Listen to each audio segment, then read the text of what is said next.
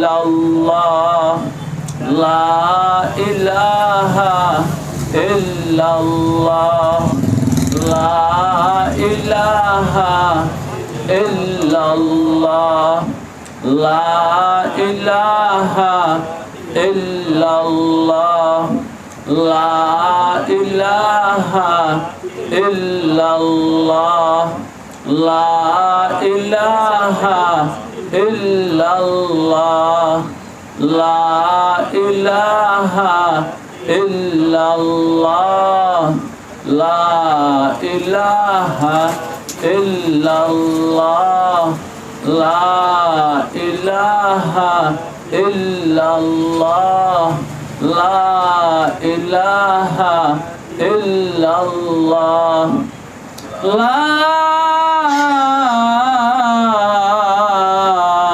ইলাহা ইল্লাল্লাহু মুহাম্মাদুর রাসূলুল্লাহ সাল্লাল্লাহু আলাইহি ওয়া আলা আলিহি ওয়া আসহাবিহি ওয়া বারাকা ওয়া সাল্লাম। সম্মানিত উপস্থিতি, আমার ঈমানি ভাইয়েরা, এই সন্ধ্যায় আল্লাহ রাব্বুল আলামিন আমাদেরকে সুস্থ রেখেছেন, সবল রেখেছেন, দুনিয়ার সমস্ত আযাব গজব বিপদ আপদ থেকে হেফাজতে রেখেছেন, লক্ষ কোটি অফুরান নেয়ামতের মধ্যে ডুবাইয়া লালন পালন করতেছেন। তাই আসুন জোরে সুরে মহাব্বতে বুলন্দ আওয়াজে দিল থেকে মনের মণিকোঠা থেকে বলিষ্ঠ কণ্ঠে বজ্র কণ্ঠে আকাশ বাতাস মুখরিত করে প্রাণ মনের উচ্ছ্বাসে প্রাণের উচ্ছ্বাসে একবার বলি আলহামদুলিল্লাহ। আলহামদুলিল্লাহ। দোস্তরে, আসলে আপনাদেরকে ডেকে ডেকে আনার উদ্দেশ্য আছে। আমার উদ্দেশ্য হলো মোহাব্বত ঠিক রাখা। কমাস কম সপ্তাহে একদিন দুই দিন যদি দেখা না হয় মোহাব্বত নষ্ট হয়ে যায়। মনের যখন আড়াল হয়, চোখের যখন আড়াল হয়, তখন মনেরও আড়াল হয়। হ্যাঁ, জীবনে অনেক মানুষ ছিল আমার, যাদেরকে একদিন না দেখলে অশান্তি লাগতো। এখন তাদেরকে এক মাস না দেখলে অশান্তি লাগে না, 2 মাস না দেখলে অশান্তি লাগে না, বাস মোহাব্বত শেষ হয়ে গেছে। তো আমি চাই কি আপনাদের সাথে আমার মোহাব্বত থাক। এই সমস্ত মোহাব্বত আমাদের সাথে আমাদের পরস্পর যে মোহাব্বত, এটা দুনিয়াবি কোনো মোহাব্বত না। জামাই বউ মোহাব্বত করে, এটা জৈবিক চাহিদা। বাচ্চার সাথে মা বাবার মোহাব্বত, এটা রক্তের টান। আত্মীয় স্বজনের সাথে মোহাব্বত, এটা হলো আত্মীয়তা বজায় রাখা। পুরুষের সাথে পুরুষের মোহাব্বত থাকতে থাকতে একটা মায়ার জন্ম হয়, এটার নাম হলো বাইশ্যপ্রেম। ওই যে বসবাস থেকে একটা প্রেমের জন্ম হয়েছে, এটা বাইশ্যপ্রেম। মা বাবার সাথে একটা মোহাব্বত আছে, এটা দাস্যপ্রেম।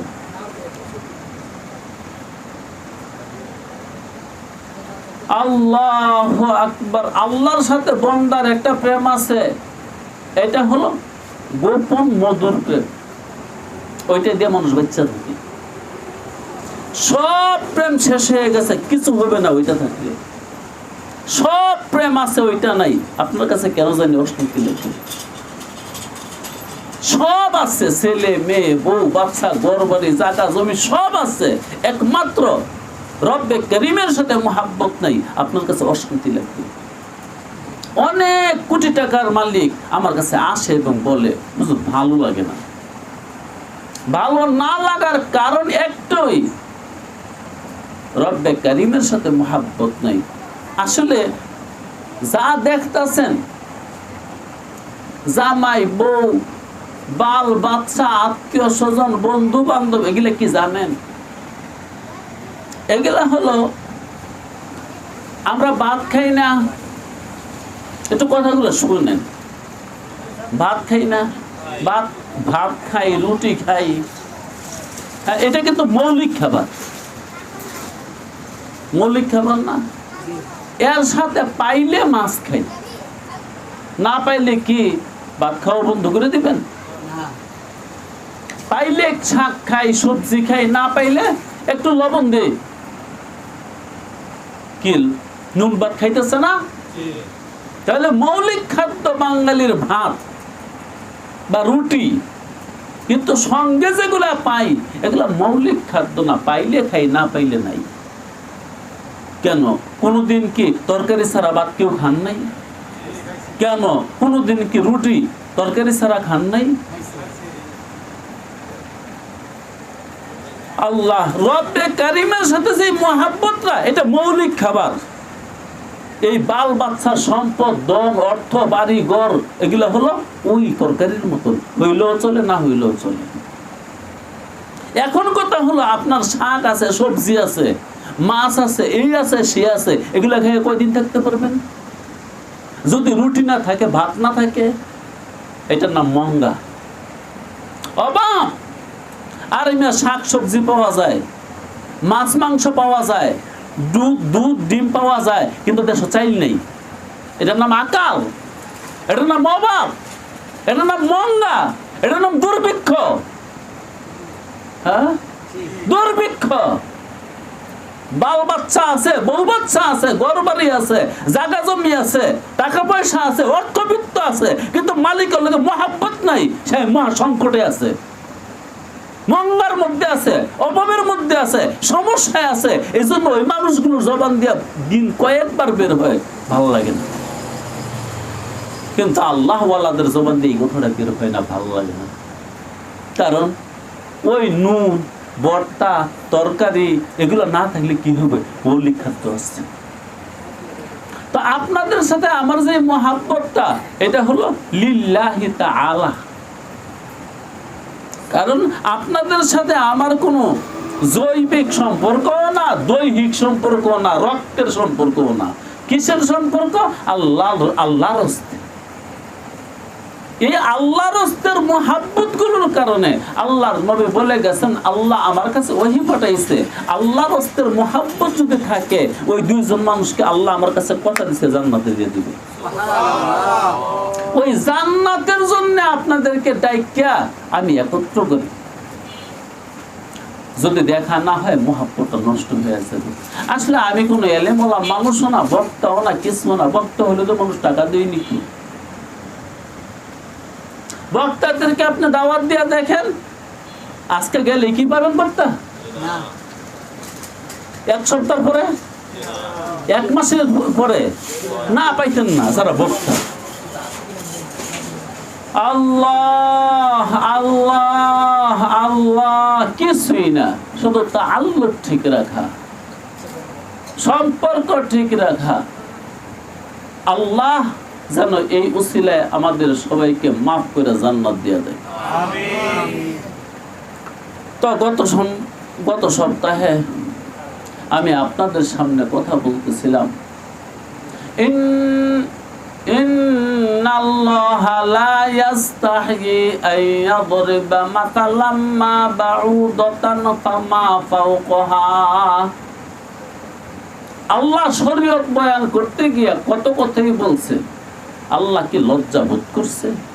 এই লজ্জা সম্পর্কে আমি কথা বলেছিলাম। আজকেও বলার নিয়ত রাখি, ওমা তাওফীকি ইল্লা বিল্লাহ, লা ইলমা লানা ইল্লা মা আল্লামতানা ইন্নাকা আনতাল আলিমুল হাকিম। একটা কথা বলে আমার কথাটা বলি, আসল কথাটা বলি। কথাটা হলো কি ভাই, আমরা যে সময়ের মধ্যে বসত করতেছি, এই সময়ে এলেমের কোনো অভাব নেই।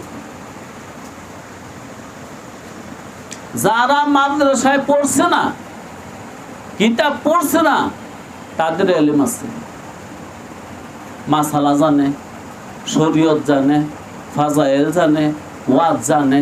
শুনতে শুনতে শুনতে শুনতে শরীয়ত জানা হয়ে গেছে, ফাজাইল জানা হয়ে গেছে, মাসাইল জানা হয়ে গেছে, অনেক কিছুই জানা হয়ে গেছে, বাকি কমই আছে। এমনকি আমি তো মাঝে মাঝে বলি, কিছু কিছু এমন পাকনা লোক আছে এই সমাজের মধ্যে, এই দেশের মধ্যে, এই রাষ্ট্রের মধ্যে, ওদের এত এলেম, 100 মৌলবীর এলেম এক কান করলেও তারপরে হের এলেম বেশি। কারণ কি জানেন, মৌলবী তো নিজে যেখানে পড়ছে এইখানেই আলোচনা করে, আর এক মৌলবী আরেক মৌলবীর ওয়াজ কমই শুনে না বললেই চলে। কিন্তু ওই পাকনারা 24 ঘন্টা শুনতে শুনতে শুনতে শুনতে শুনতে শুনতে মনে করেন বাংলাদেশে বর্তমানে 100 বক্তা আছে, 100 বক্তার সব এলেম এর কাছে আছে, মাথার নামাজ পড়ে না, শরীয়ত মানে না, পর্দা করে না, এখনো ঘুষ খায়, এখনো ঘুষ দেয়, এখনো সুদ খায়, এখনো ঘুষ দেয়, সুদ খায়, সুদ দেয়, এর বউ পর্দাত রাখে না, মেয়ে পর্দাত রাখে না, কিন্তু অনেক কিছু জানে।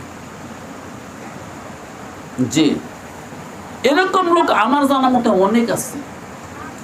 গত রাত্রের এমন একটা ঘটনা, তখন তার আমি বলছি, বাইরে পেশাল পেয়েছে, আপনি যে অনেক জানেন এটা আমি জানি। গত রাত্রেটা গত পরশু, আপনি যে অনেক জানেন এটা আমি জানি। পেশাল পাইলেন না, আমার জিগে হইতেছে, এই যে এখন এশান আজান দিতেছে, হাইয়া আলা সালাহ, এটার অর্থ কি বুঝুন? আমি কি এটার অর্থ আমি আপনার লোক হইতাম না? কেড়ে হইতেন না? আমি কইলাম কোয়ার পরে আপনি এরকম একটা কথা কইবেন যে কথাটা আমি আমারও জানা নেই। কয় না, আপনি একটু কোয়ান আপনার মুখটা, আমি তো বুঝছি আপনার এলেমটা জানাইতে চান। বলেন হাইয়া আল্লাহ সালাহ অর্থ কি? তখন আমি বললাম, আসো নামাজের দিকে। হাইয়া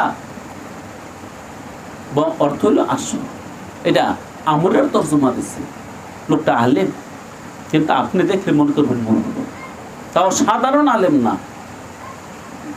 এই নরসিংদী গাবতলী মাদ্রাসা থেকে খুব ভালো নাম্বার পাইয়া সে কামেল পাস করছে 2 বিভাগে, কিন্তু আপনি দেখলে মনে করবেন একদম সাধারণ, গেঞ্জি গায়ে, প্যান্ট পরা, মাথার টুপি নেই, কিছু নেই। কত পরশু রাত্রে মনে হয় না, কালকে জানিয়ে আসছেন, পরশু না? তো আমি যখন বললাম যে হাইয়া আলা সালাহ এর অর্থ হইল নামাজে আসো, হুজুর তরজমাটা হইল, কিন্তু আমি আগেই জানি। শোনান, আপনি তো এটাই চাচ্ছেন শোনাবেন, শোনান। হুজুর হাইয়া এটার মাদ্দা কি? আল্লাহ হুজুর কত বড় আলেম।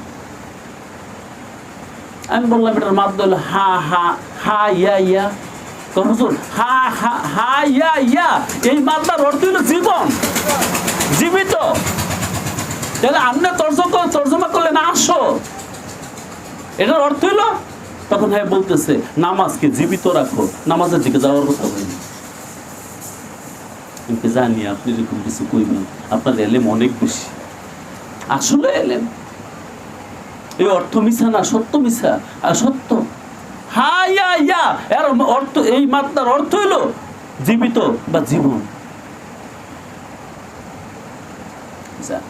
তখন সে বলল, জি মনে রাখবেন, আল্লাহ বলেন এই নামাজে যাইতে, আল্লাহ বলছে নামাজকে জীবিত রাখতে।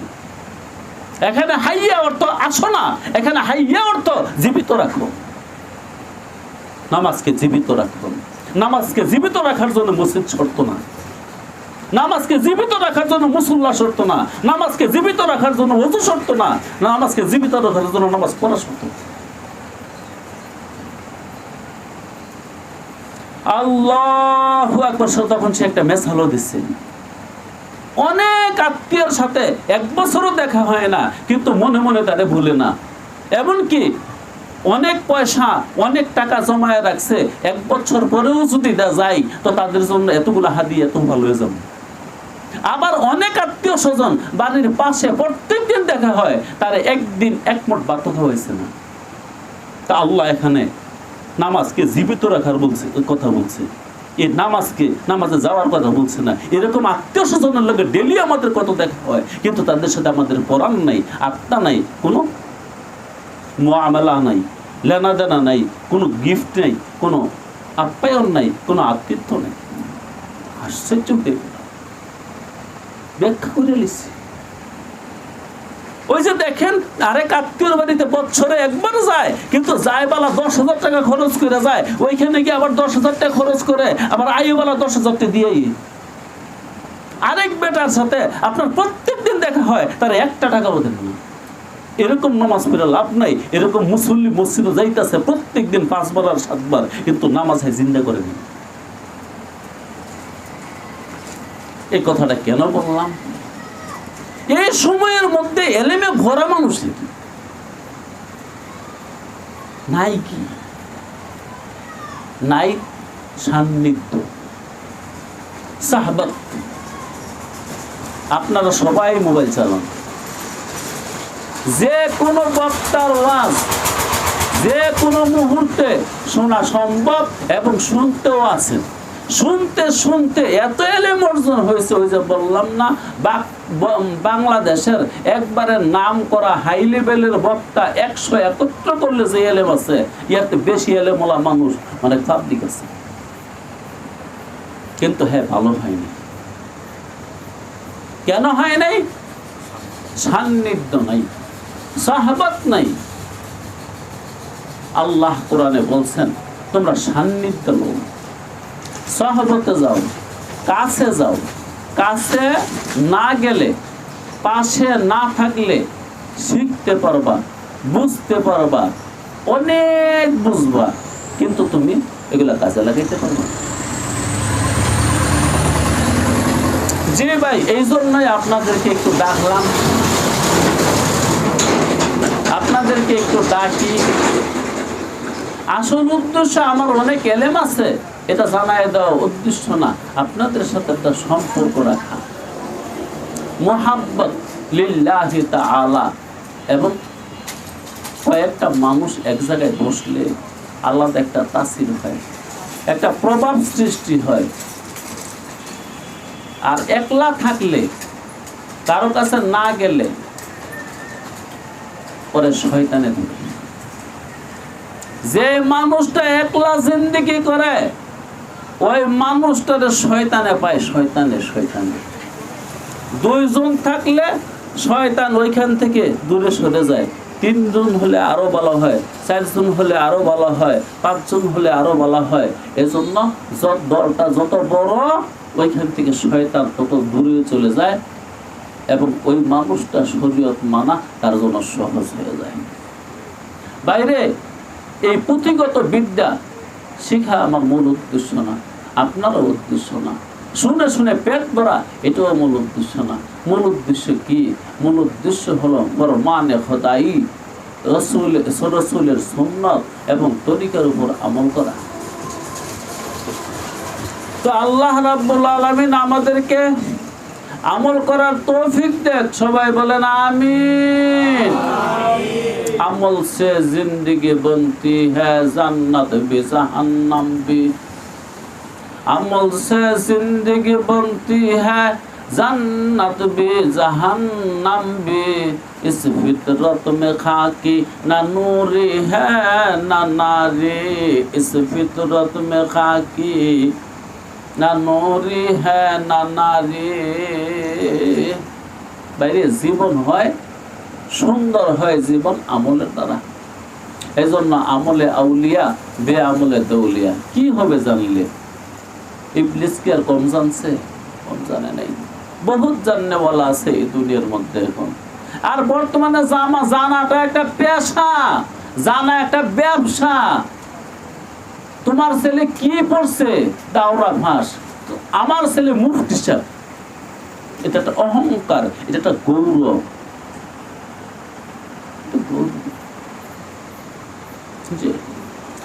কাছে এরকম বহুত মানুষ আসে এবং আমি চিনি জানি, সে মাদ্রাসায় অনেক পড়ছে, কিন্তু সে যে মাদ্রাসায় পড়ছে এটা দেখলেও বোঝা যায়। আল্লাহ আল্লাহ, তাহলে ইন্নাল্লাহা লা ইস্তাহয়ি আন ইয়াদরিবা মাতালান, আল্লাহ শরীয়ত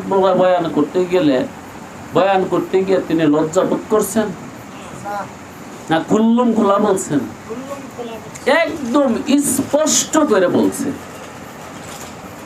মহিলাদের মাসিক ব্যাপারে শরীয়ত কিছু কয় নেই, ইস্তেহাজা সম্পর্কেও বলছে, নেফাস সম্পর্কেও বলছে, এগুলো আলোচনার ভিতরে আছে।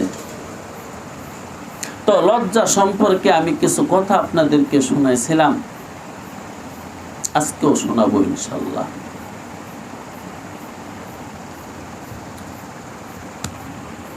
নবী মুহাম্মদ সাল্লাল্লাহু আলাইহি ওয়াসাল্লাম বলেন, ইন্না মিম্মা আদরাকান নাসু মিন কালামিন নবুওয়াতিল উলা, সমস্ত নবীদের শরীয়ত কি এক? না। ঈসা মুসার শরীয়ত মুহাম্মদের শরীয়তের সাথে মিল নেই। যত নবী আসছে সবার শরীয়ত ভিন্ন ভিন্ন, শরীয়ত ভিন্ন। তবে কয়েকটা বিষয় আছে যেগুলা সব শরীয়তে ছিল, এমন কিছু কিছু বিষয় আছে যে বিষয়গুলা সব শরীয়তে ছিল। সমস্ত নবীদের উপর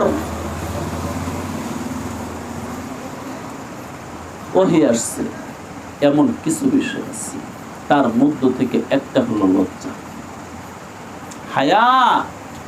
আল্লাহ রাব্বুল আলামিন সমস্ত নবীর উম্মতকে আদেশ করছে, তোমরা লজ্জা অর্জন করো, তোমরা লজ্জা করো, স্মরণ করো। এটাই রাসূলুল্লাহ বললেন, ইন্না মিম্মা আদরাকান নাসু মিন কালামিন নবুওয়াতিল উলা, আগের শরীয়ত বা আগের নবীদের ওহী সমূহ থেকে আমাদের কাছে একটা কথা, মানে আমি মুহাম্মদের কাছে একটা কথা নাজিল হয়েছে, যে এটা আমার আগে ঈসা, মুসা, ইব্রাহিম সমস্ত নবীদের কাছে নাজিল হয়েছে। সেই কথাটা কি? ইযা লাম তাস্তাহি ফাসনা মা শি'তা, তোমার যদি লজ্জা না থাকে যা মনে চায় তাই করতে পারবা। তোমার যদি শরম না থাকে তোমার যা খুশি তুমি তা করতে পারবা। জি। আর লজ্জা যদি থাকে তুমি যা খুশি তা করতে পারবা না। যদি শরম থাকে তোমার যা খুশি তা করা সম্ভব হবে না। জি। আমাদের সামাজিক লজ্জা আর শরীয়তের লজ্জা কিন্তু এক নয়। আমাদের সমাজের লজ্জা হলো যে দেখো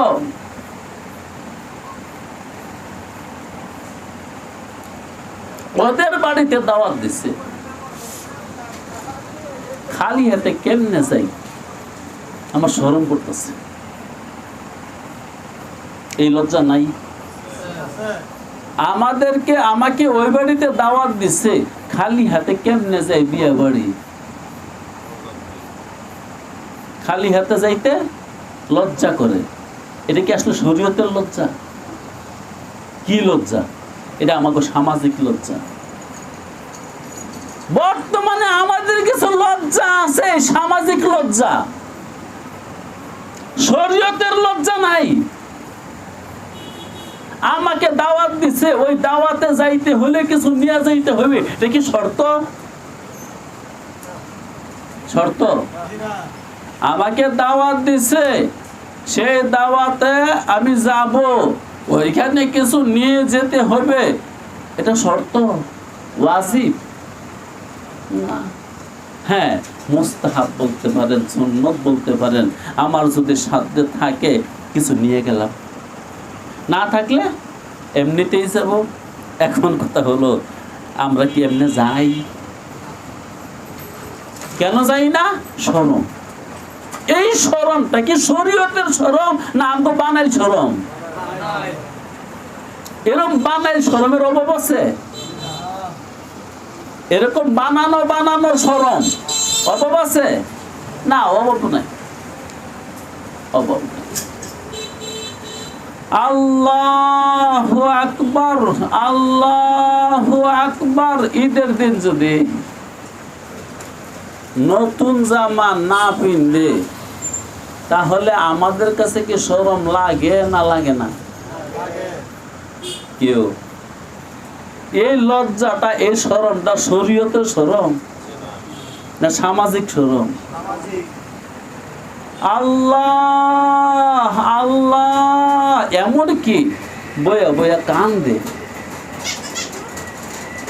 নিজের লেগে কিনতে পারছি না, আমার ভোলাবন্ধেও কিছু কিনা দিতে পারছি না, এই শর্মে কেমনে মুক্তি হয় সমাজে? শর্মে কান্দে না? ও এমন শরম দিয়া আমগো সমাজ ভরা, আমগো সংসার ভরা, কিন্তু এগুলাকে শরীয়তে শরম বলে নাই, এগুলাকে শরীয়তে লজ্জা বলে নাই। বলেন তো,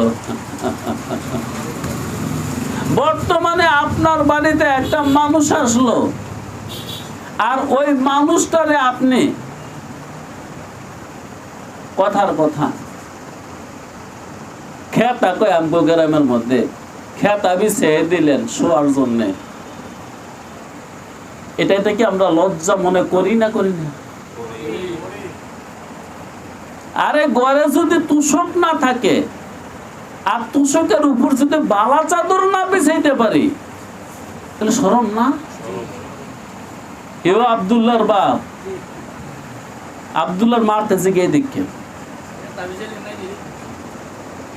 বাড়িতে কেউ আসবে 2 দিন আগের থেকে তো খালি বিছনাই বদলায়, এই বিছনাটা তুলেলা, এই চাদরটা তুলেলা, বালিশের এই কভারটা খোয়ালা, এই কভারটা লাগা, নাই তো শরম। দেখছেন আমাদের শরম? এই শরম গুলা শিরক,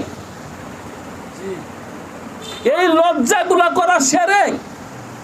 এই লজ্জা গুলা কি আল্লাহরে দেখাইছে না মাখলুকরে দেখাইছে? মানুষকে দেখানোর জন্য যে কাজগুলা করা হয় এগুলোই শিরক। আসেন আমরা এই লজ্জা থেকে বের হয়ে আসি। আসল লজ্জা শরীয়তের লজ্জা কি? সেগুলা হলো আল্লাহ রাব্বুল আলামিনের হুকুম ছেড়ে দেওয়া। যদি আল্লাহর হুকুম ছেড়ে দিতে কারো লজ্জা লাগে, অর্থ হইছে লজ্জা। রাসূলের সুন্নাত ছেড়ে দিতে যার শরম করে, অর্থ হইছে শরম।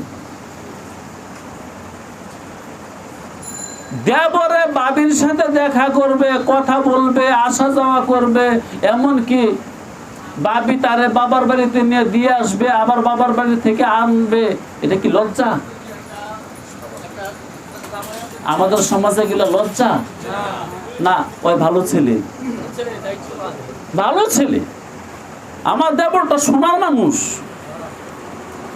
হ্যাঁ, ওরে বললে আমারে নিয়ে যায়, আবার আমাদের বাড়িতে দিয়ে যায়, আবার আমাদের বাড়ি থেকে সে আমাকে এসে নেয়, এবং যে কোনো মুহূর্তে রাইতে ঋষি নেয়, নিশি নেয়, ডাক দেওয়ার লগে লগে, বাবি কি লেগে ডাক দিচ্ছেন সামনে আইয়া, একে কুকিলের মতন ডাকে। ওই বালা দেবর হিসেবে বালা না? শরীয়তে কি বলে? আরে মেয়ে শরীয়তে বলে বেহায়া, কোরআন বলতেছে সে বেহায়া। এই কাজগুলো করার দ্বারা ওরে আল্লাহ কি মুক্তি দিয়ে দিব না জাহান্নাম দিয়ে দিব? তো আমরা লজ্জা বুঝতেছি না লজ্জা কি জিনিস, শরম বুঝতেছি না শরম কি জিনিস। এর বিপরীতে শালী, শ্বশুর বাড়িতে যাওয়ার পরে যে শালী ঘন ঘন দুলাভাইয়ের কাছে আয়ে, এমনকি আব্দুয়ায় দেয় জোরে, এই দুলো ভাই বনছে, বন বন। এমনকি শাশুড়ি শিখাইও দেয়, জামাই রাগ করছে, যাচ্ছে তুই যা, তুই মানে মাইয়াডারে শালিরে পাঠাই দিচ্ছে, কারণ জানে শালিরে শালিয়ে যদি সাধে তো এটা পালন যেত না। কিন্তু যদি শ্বশুরেতে সাজছে এটাও কোনো ব্যাপার না, আর শাশুড়িওতে সাজছে এটাও কোনো ব্যাপার না, কিন্তু শালি যদি কয় এটা পালন যেত না। এই জন্য বুদ্ধি করে সবাই মিলে তুই যা, বাস শালি গিয়া হাতের মধ্যে ধরছে, দুলাভাই বনছে, দুলাভাই রাগ ঠাহে না শেষ হয়। যেই শালিয়ে ঘন ঘন দুলাভাইরে ডাহে কুকিলের মতন, কতক্ষণ পরে পরে দুলাভাই, ও দুলাভাই, আরে আর দুটো লোম, আরে আরেকটা মাছ লোম, আরে আরেকটা মাংস লোম, দুলাভাই আজকে যাইতে না পেলাম, আজকে থেকে জম লাগবে, আজকে জম যেত না। সত্যের কথা ফালান যায় কিন্তু শালির কথা ফালান যায় না। এইরকম শালি দুলাভাইয়ের কাছে খুব খারাপ, হ্যাঁ বালা না, কিন্তু এরকম শালি খোদার কাছে কি কেমন খারাপ। দা ইউজ, এই শালি কোরআনের দৃষ্টিতে দা ইউজ, আর ওই যেই দেবরের কথা কইছি এই দেবরও দা ইউজ। এরকম শালি আর এরকম দেবর, এগুলো কোরআনের ভাষায় দা ইউজ। দা ইউজের কোনো ইবাদত কবুল হয় না, দা ইউজের ঠিকানা জাহান্নাম। হ্যাঁ, তো রাসূল বলতেছেন একটা হুকুম সমস্ত নবীদের কাছে আসছে, ওইটা আমার কাছেও আসছে। সেই হুকুমটাকে, সেই কথাটাকে তোমার যদি লজ্জা না থাকে, তোমার মনটায় যা চায় তুমি তাই করতে পারবে। ইযা লাম তাস্তাহি ফাসনা মা শিতা, তোমার লজ্জা না থাকলে তোমার মনে যা ধরে তুমি তাই করতে পারবে। লজ্জা থাকলে পারতা না। তবে আমি একটু বললাম, শরীয়তের লজ্জা আর আমরা সামাজিক লজ্জা এক নয়। এখন আমাদের কাজ হলো যেটা শরীয়তের লজ্জা ওইটা গ্রহণ করা।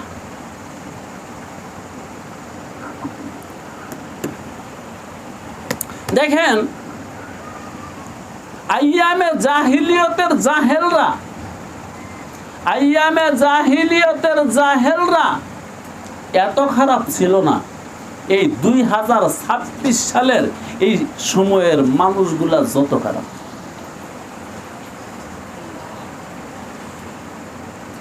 যেই জমানায় মুহাম্মদুর রাসূলুল্লাহ সাল্লাল্লাহু আলাইহি ওয়াসাল্লাম আসছেন, ওই সময়টাকে কি বলতো? আইয়ামে জাহিলিয়াত। জাহিলি যা মানে জাহেলদের দিন, জেহালতের দিন, মূর্খতার দিন। ওই সময়ের মূর্খ মানুষগুলা যত খারাপ ছিল, এর চেয়ে অনেক অনেক গুণ বেশি খারাপ আমরা। শোনেন, একটা কথা শোনাই, হাদিস শোনাই, আসলে মূলে কথা না হাদিস। আল্লাহ রসুলের কিছু সাহাবা মক্কার কাফেরদের নির্যাতন সহ্য করতে না পাইরা আবুসিনিয়াতে হিজরত করছে, হাবশাতে হিজরত করছে, কেউ রোমে হিজরত করছে।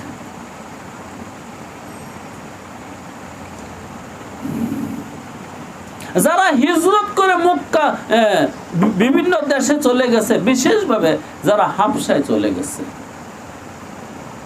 তাদেরকে ধরে মক্কায় আনার জন্য মক্কার কিছু গুন্ডা বাহিনী ওই দেশে গেছে। কিন্তু একটা আইন সর্বসময় আছে। কি আইনটা? আপনি যেই রাজ্যে গেছেন, যেই দেশে গেছেন, বাংলাদেশের পুলিশে ওইখান থেকে আপনি আসামি দিলেন তারে। আপনি ইন্ডিয়া গিয়ে পালাইছেন, বাংলাদেশের পুলিশে ইন্ডিয়া ঢুকে আসামি ধরতে পারবো? আপনি গিয়া লন্ডন পালাইছেন, বাংলাদেশের পুলিশ বা আর্মি পিটিয়ে গিয়া লন্ডন থেকে আসামি ধরতে পারবো? এই তদ্রুপ এই আইন এই সময় ছিল। মক্কা ছাইরা যারা নাকি বিভিন্ন দেশে পালাইছে, বিভিন্ন দেশে গিয়ে আশ্রয় নিছে, যাদেরকে বলে হয় শরণার্থী। জুলুম নির্যাতন সহ্য করতে পারে নাই, বিভিন্ন দেশে গেছে। ইয়ার মধ্যে অনেক মানুষ আফ্রিকায় চলে গেছে, অনেক মানুষ রোম রাজ্যে চলে গেছে। তো রোমের একটা ঘটনা, ওই দেশ থেকে মুসলমানদেরকে ধরে আনার জন্য কিছু কাফের গুন্ডা দুষ্ট লোক ওই দেশে গেছে। কিন্তু ওই দেশ থেকে আনতে হলে ওই দেশের রাজার অনুমতি লাগবে। তারা রাজার কাছে গিয়ে দরখাস্ত করলো, মহামান্য মহারাজ, আমাদের দেশের কিছু দুষ্টেরা আপনার দেশে আশ্রয় নিছে, আমরা তাদেরকে ফিরিয়ে নিতে চাই, অনুমতি দিন। চিন্তা করছেন নি? সুরে বালা মানুষের কয়েছে, ওই দেশে গিয়ে দরখাস্ত করছে কি, আমাদের দেশের কিছু খারাপ মানুষ আপনার দেশে আশ্রয় নিছে, তাদেরকে আমরা ফিরিয়ে নিতে চাই, অনুমতি দিন। আল্লাহ বাদশাহ বলল, কেন, তারা কি খারাপ? তখন বলল, আমাদের দেশে এক পাগল আছে, তারা ওই পাগলের ভক্ত, আর পাগলের সবচেয়ে বড় খারাপ কাজ হলো আমাদের মাবুদকে খুব খারাপ বলে গালিগালাজ করে, আমাদের ধর্ম সে নষ্ট করতেছে। তারা ধর্মদ্রোহী, তাদেরকে ধরে নেবার জন্য আমরা আসছি। বাদশার মধ্যে একটা কৌতূহল জাগলো, আচ্ছা তাদেরকে ধরে নিবা, হ্যাঁ তাহলে আমি তাদের সাথে একটু কথা বলি। এবার ওই দেশের সরকার পুলিশ শহরে নামাই দিছে, দেখো তো আরব দেশ থেকে আমাদের দেশে কারা কারা আসছে, তাদেরকে রাজদরবারে উপস্থিত করে। সুজুর করে নাই? করছে। যখন রাজদরবারে উপস্থিত করা হয়েছে, এবার বলল রাজার সামনে বসায়া, তোমরা কি দেশ থেকে পালায় আসছো? জি রাজা, আমরা দেশ থেকে পালায় আসছি। কেন পালাইছ? আমাদেরকে দেশে অত্যাচার করে, দেশের মানুষেরা নির্যাতন করে, পিটায়, মারে, এবং আমাদের ধন সম্পদ যা আছে তা তারা নিয়ে নিছে। তো ধন সম্পদ নিয়ে নিছে, ওইটাও বড় কথা না, শারীরিক নির্যাতন সহ্য হয় না, এজন্য আপনার দেশে আশ্রয় নিছে। তো তোমাদেরকে পিটায় কেন? তখন বলল, আমাদের দেশে একজন নবী, একজন মানুষ নবী হয়েছে, নবুয়তি পেয়েছে, আমরা তার দিন কবুল করছি, এই জন্য আমাদেরকে শারীরিকভাবে, আর্থিকভাবে, সামাজিকভাবে, মানসিকভাবে সর্বদিক থেকে নির্যাতন করে। তখন ওই রাজা বলল, যে মানুষটা নবুয়তির দাবি করে তার সবচেয়ে নিকটের মানুষকে কেউ আছো? একজন বলল, জি আমি সবচেয়ে নিকটের মানুষ, এমনকি আমি তার গড়ের মানুষ। সে মানুষটার নাম হলো আবু সুফিয়ান। আবু সুফিয়ান। আবু সুফিয়ান বলল, জি বাদশাহ মহারাজ, আমি তার ঘরের মানুষ।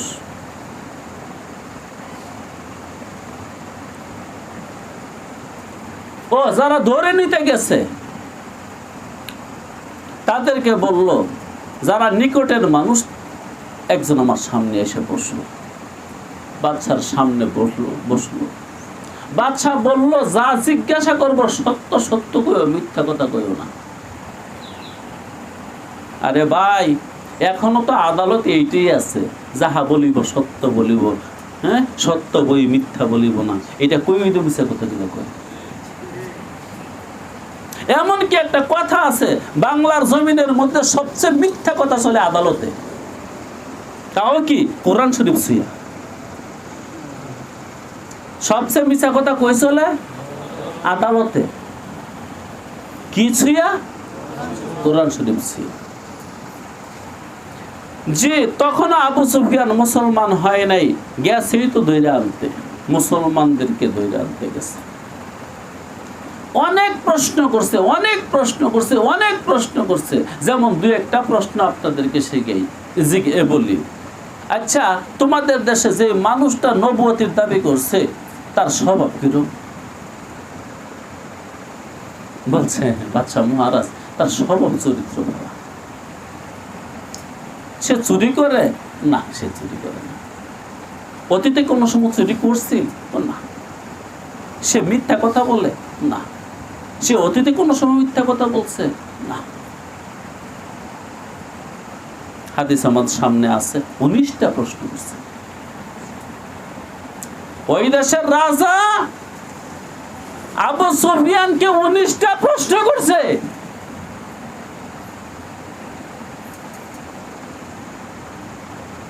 আল্লাহু আকবার, একটা মিথ্যা কথা বলল। অথচ তারা আইয়ামে জাহিলিয়তের কাফের মিথ্যা কথা বলে। সবগুলো কথা শোনার পরে ওই দেশের রাজা বলল, তোমার কথা শুনে যা বুঝলাম, যে মানুষটা নবুয়তির দাবি করে এই মানুষটা আখিরি জামানার নবী, এটা সাক্ষী দিলাম। আমিও জানতাম আখিরি জামানার নবী আসার সময় হয়ে গেছে, কিন্তু তোমাদের দেশে আসবো এটা জানতাম না। তবে তিনি আখিরি জামানার নবী। তোমরা চলে যাও, এরা আমাদের দেশে থাকবে। আর সবাই শুনে রাখো, আমি রাষ্ট্রীয় দায়িত্ব থেকে একটু সুযোগ পেলে তার কাছে গিয়ে তার ধর্ম কবুল করবো তো করব, তার পা আমার নিজের হাতে দিয়ে দিব। যাক, যারা দৈরা আনতে গেছে তাদেরকে রাজদরবার থেকে বের করে দিল। বাইরে হওয়ার পরে একজনে আর একজনের কয়, নেতা একবার এমনি হাসা কথা আদালতে কম লাগে? আদালত কি হাসা কথা দিয়ে চলে? ঠিক হইল, আদালতে কোনো হাসা কথা আছে? এই মেয়ে যারা ওকালতি করে ওরা কি মদ খেললে শিখাই দেয় না মামলা এমনি করুন? হ্যাঁ, জিগেলে হাকিম এমনি কইও, হাসা কথা শিখাই দেয়? সত্য সত্য বলে মামলা চলবো? এই জন্য যারা ওকালতি ব্যবসা করে হাতে ইনকাম হারাম। তারা কি সত্য কথা শিখাই দেয়? দুনো দলের উদ্দেশ্য হলো আমার মক্কেলকে আমি জিতেই দেব, কি দিয়া? মিথ্যা দিয়া। একটা কথা আছে, আকাশে যত তারা আইনের তত দ্বারা। বুঝতে পারছেন নি? আকাশে যত তারা আইনের তত দ্বারা।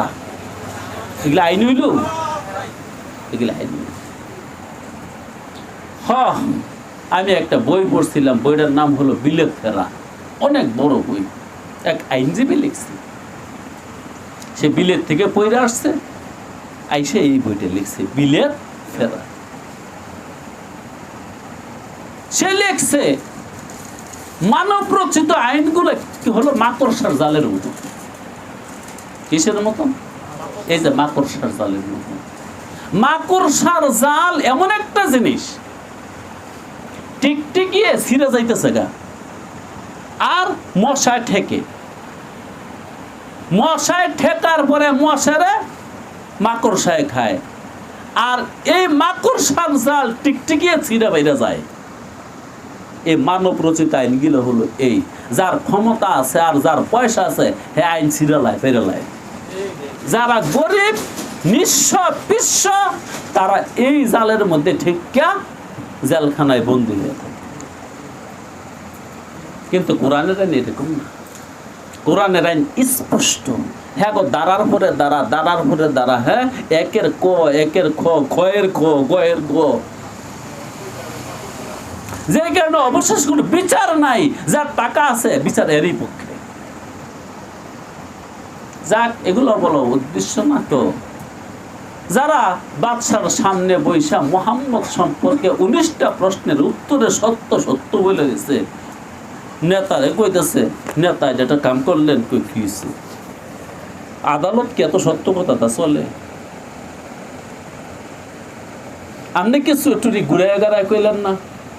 এই তখন আবু সুফিয়ান উত্তর দিচ্ছে, ঘুরে কইতে মনে চাইছে কিন্তু শরম লাগে আমার কাছে, কেমনে মিছে কথা।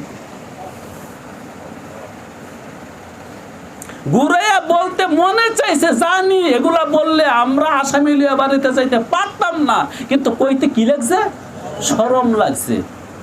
এই হলো একটা। দ্বিতীয়ত, তোমরা আমার ভক্ত, আমি তোমাদের নেতা।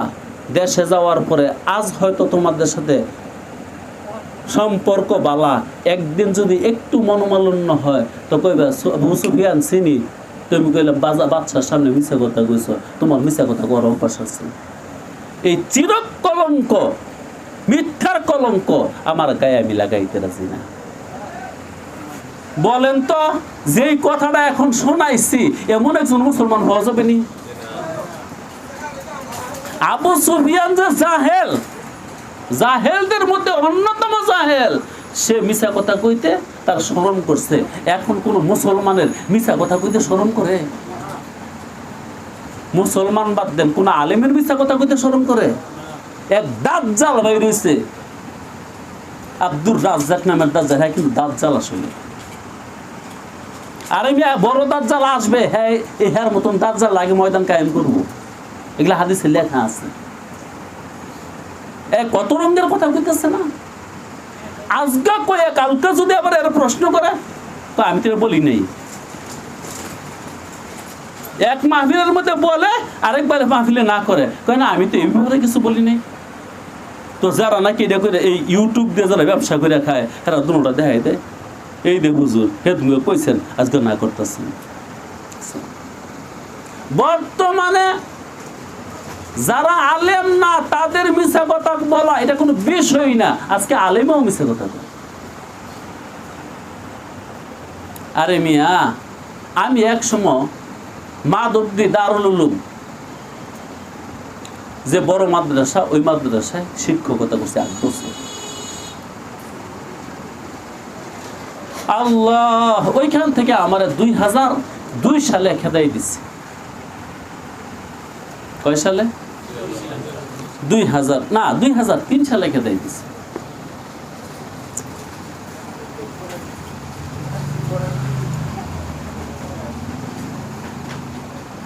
তো খেদানের সিস্টেমটা কি, আমার ক্লাসগুলো অন্যজনকে বাদ করে দিয়ে দিচ্ছে।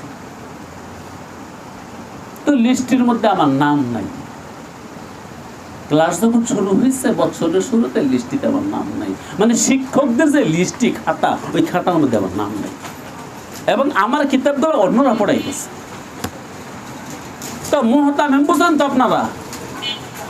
হ্যাঁ, মুহতামিম বুঝেন না? যাই মাদ্রাসা চালায়, পরে গেলাম হুজুর খাতা দিয়ে আমার নাম নাই, আর আমার কিতাব দিয়ে অন্য চলে পড়ায়, এটা তো আমি জানি না। কেডাই জানে? কয় যাই কিতাব বাক করছে হ্যাঁ জানে। বুঝছেন কইলাম? যাই কিতাব বাক করছে হ্যাঁ জানে, আর যাই খাতার মধ্যে নাম লেখে হ্যাঁ না জানে। আমি কি জানি? আমি কি খাতা লিখি? এখন কত যে খাতা লেখে আর কিতাব বাক করে, এর কাছে গেছে, তাকে বলা হয় শিক্ষা সচিব, বা কওমি মাদ্রাসার পরিভাষায় তাকে বলা হয় নাজেমে তালিমাত। তার কাছে গেছে, হুজুর তা আমার এদিকে কোনো কিতাব টিতাব দিলেন না, আমার কিতাব দিয়ে অন্য শুনতে, আমার ক্লাস অন্য শুনতে দিয়ে লেছেন, খাতার মধ্যে আমার নাম নাই। কইটা আমি জানি? কেটা জানে? কইটা যায় মাদ্রাসার মুহতামিম হ্যাঁ জানে। মাইকে সামনে গেলাম, কইতেছে ভিডিও আছে। মুহতামিমের নাম কি? ইয়াহিয়া দেওয়ান। মুহতামিমের নাম কি? একটু কাটিং করবে এই অংশ। মুহতামিমের নাম কি? ইয়াহিয়া দেওয়ান। ইয়াহিয়া দেওয়ান কই আমি জানি? এটা নাজেম সাহেব জানে। নাজেম সাহেবের নাম কি? রফি, বর্তমান শাইখুল হাদিস আল্লামা রফিকুর রহমান। তাও আবার আমার উস্তাদ। এলাকা আমি জানি? কেডাই জানে? মুহতামিম জানে। আচ্ছা, কি এর কি দুজনের সত্য না একজন মৃত্যুক আছে? হয়তো মুহতামিমে মৃত্যু, ওই যে ইয়াহিয়া দেওয়ান, হয়তো ওই মৃত্যু, আর নয়তো যিনি বর্তমান বুখারী শরীফ পড়ান তিনি মৃত্যু। কামটা তো হয়তো দুইজনে মিললেই করছে, আর নয়তো দুইজনের একজনে করছে। ঘটনা এমন না, কিন্তু দুজনে কি কইতেছে? হ্যাঁ কয় হ্যাঁ জানে, হ্যাঁ কয় হ্যাঁ জানে। হের কাছে গেলে কয় আমি জানি না হ্যাঁ জানে, হের কাছে গেলে কয় আমি জানি না হ্যাঁ জানে। আমি চিন্তা করলাম এগুলা কুমিল্লার লোক, খুব দুষ্ট লোক, খুব খারাপ লোক। কিন্তু চিন্তা করলাম আমি ভাবতাম না, আমি হিসেবে বুঝতে পারতাম না, কারণ হেরা যেন যায় এই জায়গাটা হেরা দখল করে লাই পারতাম না, এটা আমি বুঝে লেছি। আর একটা কথাও বলিনি, বাস মাদ্রাসায় যাওয়া বন্ধ করে দিলাম। এক সময় কমিটি আমার ডাকলো, তখনকার সভাপতি সেক্রেটারি আছিল হাশেম সাহেব, ওই যে মার্কেট আছে না গরুয়াড়া মার্কেট, হাশেম সাহেব পাইকার সরের, হ্যাঁ হাশেম সাহেব, তিনি এক সময় মনে চেয়ারম্যান হয়েছে। এলে একদিন আমার ডাকলো, কেউ তোমার মাদের সাথে খেদাইছে কি? আমি কই দেখেন ইয়া দেওয়ান রে জিগেলে কয় নাজেম সাহেবের কথা, রফিক সাহেবের কথা, রফিক সাহেবের জিগেলে কই দেওয়ান সাহেবের কথা। এই ঘটনা এই সেক্রেটারি মিটিং দেখছে, মিটিং এর মধ্যে জিগে এলো কেউ ইয়াহিয়া এরে খেদাইছে গাড়ায়, আমি জানি না। কেডাই জানে? যিনি নাজেম তিনি জানে। এই রফিক সাহেবের জিজ্ঞেসে কেউ কেডাই খেদাইছে, আমি জানি না।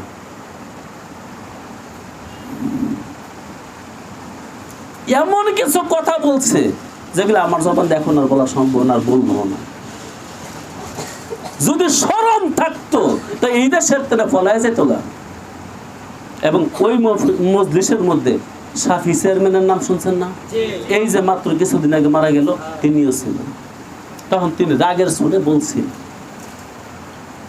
তোরা এত খারাপ,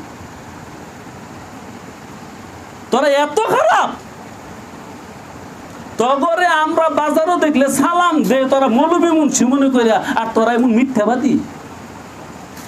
আরে হ্যাঁ দোষ আছে, এটা কইয়া খেদা এনে দিবি। এগুলো কি কস? তুই জানোস না? হ্যাঁ জানে না, তুই জানোস? আজকে এই ঘটনাটা 2003 সালের কথা, এটা 2026 সাল, কয় বছর আগে? এত বছর পরে আজকে আপনাদের সাথে বললাম, আরো মানুষের সাথে বলছি। দেখছেন, যিনি আল্লামা শাইখুল হাদিস বুখারী পড়ায়, ওই মিছা কথা কইতে শরমায় না। যিনি এত বড় মাদ্রাসার মুহতামিম, সেও মিছা কথা বলতে শরমায় না, কোনো লজ্জা বোধ করে না। তাইলে এটি আমি কিছুক্ষণ আগে বলছিলাম, দেখেন আমগো আর কে শরম থাকবো? আমরা তো মূর্খ মানুষ, অশিক্ষিত মানুষ, যারা বুখারী শরীফ পড়ায় ওরই মিছা কথা বলতে একটু ডরায় না, একটু শরম বোধ করে না। যদিও আবু সুফিয়ানে ওই জাহেল হওয়া সত্ত্বেও বলছে, দেখরে মিছা কথা কইতে না আমার শরম করে। আমরা এমন একটা সময়ের মধ্যে আসছি না, এই সময়, এই জমানা সম্পর্কে, এই সময় সম্পর্কে সাইয়্যিদুল মুরসালিন সাল্লাল্লাহু আলাইহি ওয়াসাল্লাম ভবিষ্যৎবাণী করে গেছেন, এমন একটা সময় আসবে রে উম্মত, শরীয়ত মানা তো দূরের কথা, তোর ঈমানটা বাঁচানো এত কষ্ট হবে, জ্বলন্ত কয়লা হাতে রাখা যেমন কষ্ট। সেই সময়টা এখন চলতেছে। জি, এই জন্য ওয়াজ আপনারাও জানেন, আমার তো বেশি জানেন। আর পীর সাহেব, বুজুর্গ, দিনদার, পরহেজগার, খতিব সাহেব, এগুলো কি দেশ কম না ভরিয়েছে? অনেক অনেক, এত বাড়ছে, কিন্তু আমাদের কোনো লাভ হয় নাই, সমাজের কোনো লাভ হয় নাই। সমাজের সুদ, ঘুষ, মদ, জুয়া, হাউজি, বাম্পার, জিনা, বদমাশি কিছুই বন্ধ হয়নি। বরং আজকাল থেকে 50 বছর আগে আমি যেই পরিমাণ পাপ সমাজে দেখছি, এখন পাপ ইয়াছে 100 গুণ বেশি। কিন্তু আলেম, ওলামা, পীর, দরবেশ, মুফতি, তারপরে আল্লামা, শাইখুল হাদিস এগুলো একসময় ছিলই না। তখন সমাজে এত পাপ ছিল না। তো এইটাই রাসূলুল্লাহ সাল্লাল্লাহু আলাইহি ওয়াসাল্লাম বলেন, সকল নবীদের কাছে এই ওহীটা নাযিল হয়েছে, তোমার যদি শরম না থাকে তোমার মনে যা চায় তা করতে পারবা, তোমার যদি শরম না থাকে তোমার মনে যা চায় তা করতে পারবা, তোমার লজ্জা না থাকলে তোমার মনে যা চায় তা করতে পারবা। মুহতামিম রেজি গেলে কয় আমি জানি, নাজিমে জানে, নাজিম রেজি গেলে কয় আমি জানি, মুহতামিমে জানে। হ্যাঁ জি, মাধবদের মধ্যে সবচেয়ে বড় মসজিদ যেটা, ওই মসজিদের বর্তমান ইমাম কেটাই মকবুল সাপ। এটা সাপ।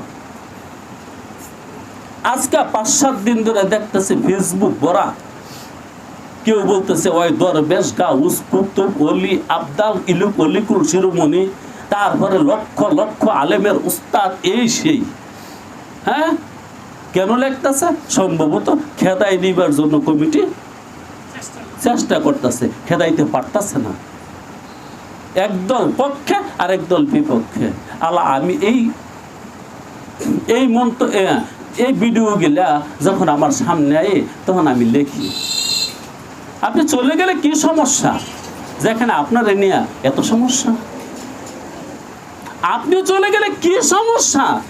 আপনাকে নিয়ে যেহেতু এত সমস্যা। কতটা খারাপ লিখছি? আরে আপনি চলে গেলে কি সমস্যা যেহেতু আপনাকে নিয়ে এত সমস্যা? এমন কি এই 30 বছর হয়ে গেছে অনেক মানুষ তার পিছনে নামাজ পড়ে। এটার মূল মিথ্যা কথা। ঘটনাটা এই জন্যই কইছি, আজকে 30 বছর আগে, আরো আগে হবে 2000 সালে এমনই মিথ্যা কথায় ধরা পড়ছিল এই লোকটা। তখন থেকে মানুষ চেষ্টা করতেছে তারা খেদাইবার জন্য। এই জন্য বাপ ডাহে, এই জন্য খালু ডাহে, এই জন্য জেডা ডাহে, ডেকে ডেকে থাকে। তো আমি যখন 2-1টা কমেন্ট করছি, তো তিনি চলে গেলেই তো বলা হয় মাধবদী বড় মসজিদ নিয়া, ইমাম নিয়া, খতিব নিয়া যে ঝগড়াঝাটি আছে এগুলো চলে যাবে। উত্তরে কিছু কিছু মানুষ আমার দেখি গালি গালাজ।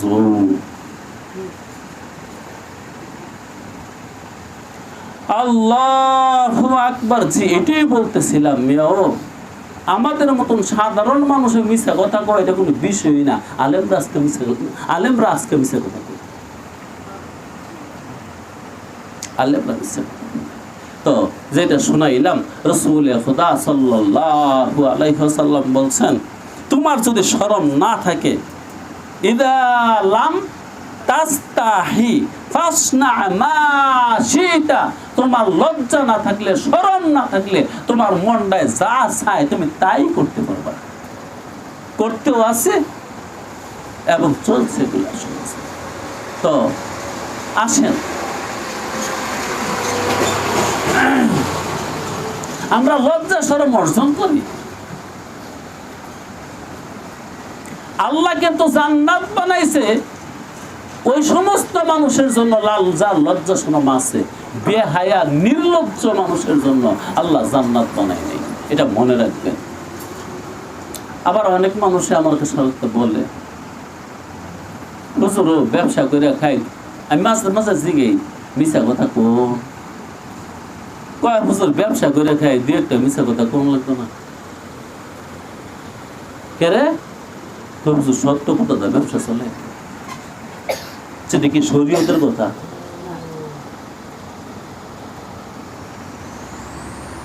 সত্য কথা দিয়ে বলে ব্যবসা চলে না। সত্য কথা না বললে, মিথ্যার আশ্রয় নিলে আর ব্যবসা কি হালাল থাকে না হারাম হয়ে যায়? আসেন ভাই, লজ্জা শিখি, আল্লাহকে ডরাই। আল্লাহকে যদি শরম করি তাইলে শরম অর্জন করি। জি, শীতের দিন ঘরের দরজা বন্ধ, লাইট বন্ধ, মশারি টানাইছেন, লেপের তলে শুইছেন, ওইখানে কেউ না দেখলেও আল্লাহ দেখে।